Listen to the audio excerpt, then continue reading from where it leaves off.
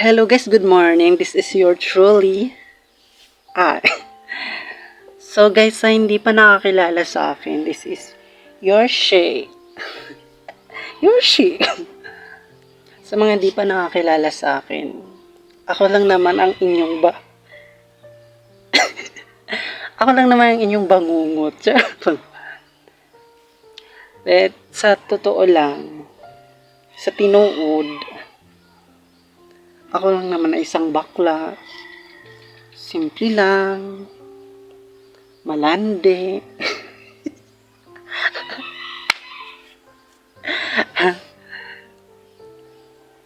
Joke lang po.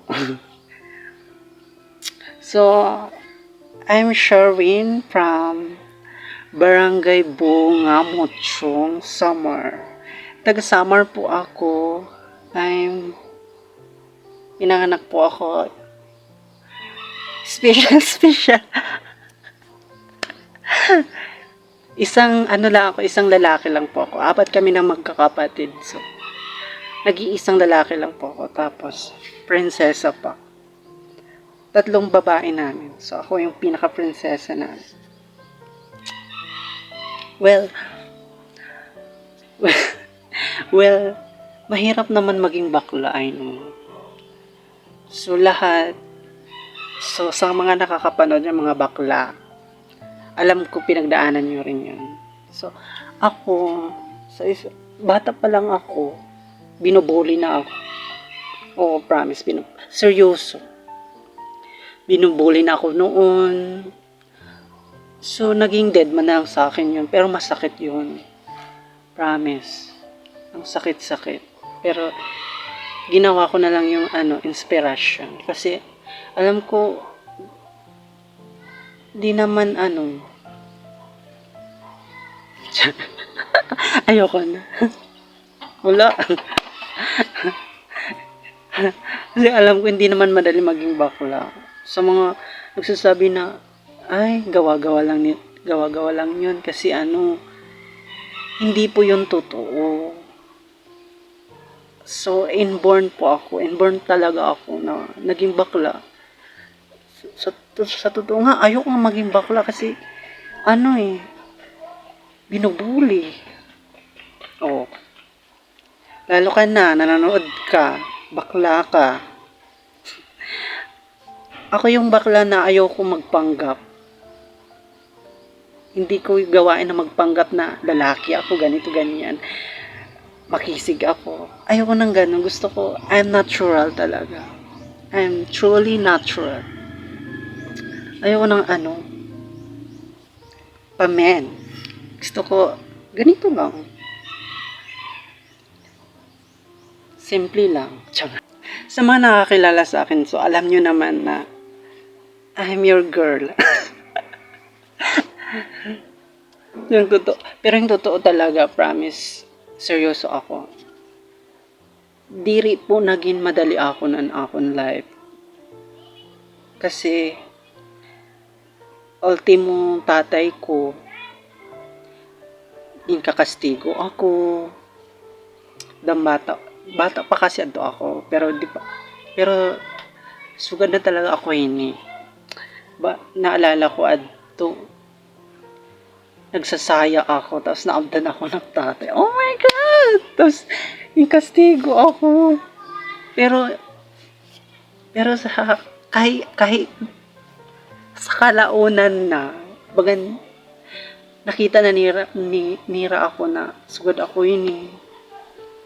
Bakla ako ngayon. Parang natanggap na lang nira. Naging support na Lyra kung ano ako, kung ano nakikita nila. Pero, nadiri talaga taktate nga nang magsulot ako pang babae. Nadiri talaga kasi parang napapa-awod daw bagat hiya mismo na awod. So, simple lang. Kaya simple lang ako. Pero gusto ko naman maging the most I like it. Pero ayokong lumabag sa tatay ko. Okay na akong ganito kasi I know I love him. Ay, iyak ako. Oh my God.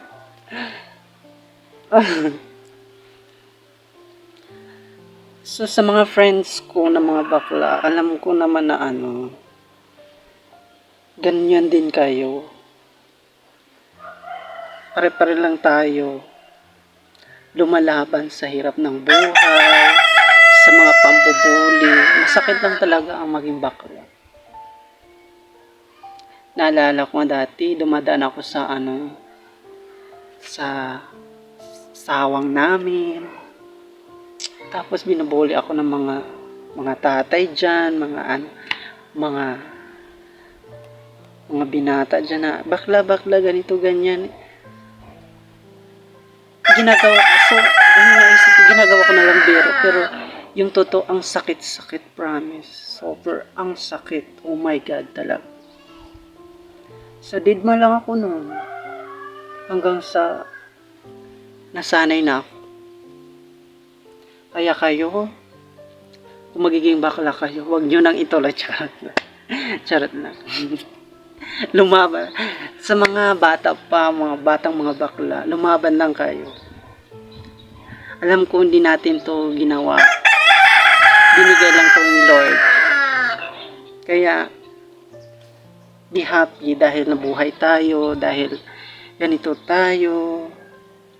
Hindi tayo nag-aano ng kapwa natin, maging lang tayo. Huwag tayong maging sa mga tao. Dapat, dahil bakla ka na, huwag ka nang pasikat pa. Kung anong meron ka, yun na yun. Huwag mo nang anuhin. Huwag ka nang pabibo, pakyut, malandi. So, happy lang ako kasi lolong. I'm happy. Dahil walang love life. I'm single. Baka nyo, I'm single. I'm not taken, I'm single. So, yun lang po. Bye-bye. I love you. Mwah.